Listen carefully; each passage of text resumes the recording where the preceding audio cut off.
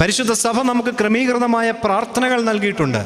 ആ പ്രാർത്ഥനകളുടെ ഓരോ വാക്കും വാചകവും നാം ഒന്ന് മനസ്സിലാക്കി പ്രാർത്ഥിക്കുമ്പോൾ എത്ര ശ്രേഷ്ഠമായ പ്രാർത്ഥനകളാണതെന്ന് നമുക്ക് തിരിച്ചറിയുവാനായിട്ട് കഴിയും.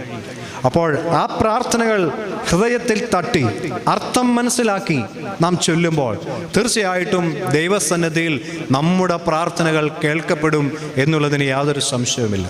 ഇനി നമ്മൾ പറയുന്നത് ദൈവം കേൾക്കുന്നുവെങ്കിൽ ദൈവത്തിന് പറയാനുള്ളത് നമുക്ക് കേൾക്കണ്ടേ? ദൈവത്തിന് പറയാനുള്ളത് നമുക്ക് കേൾക്കാനുള്ള മാർഗമാണ് തിരുവചനം. ഇവിടെ എന്നോടും നിങ്ങളോടും ദൈവത്തിന് പറയാനുള്ള കാര്യങ്ങളെല്ലാം ഇവിടെ എഴുതി വച്ചിട്ടുണ്ട്. അതുകൊണ്ട് ഒരു ദിവസം പോലും നമ്മുടെ ജീവിതത്തിൽ പ്രാർത്ഥനയില്ലാതെയായി മാറരുത്. ഒരു ദിവസം പോലും നമ്മുടെ ജീവിതത്തിൽ തിരുവചനം ധ്യാനിക്കാതെ ഇല്ലാതായി മാറരുത്. അതുകൊണ്ട് ആ ഒരു അനുഭവം, പ്രാർത്ഥനയുടെ അനുഭവം, തിരുവചന ധ്യാനത്തിൻ്റെ അനുഭവം നമ്മുടെ ജീവിതത്തിൽ, നമ്മുടെ കുടുംബങ്ങളിൽ ഉണ്ടാകും.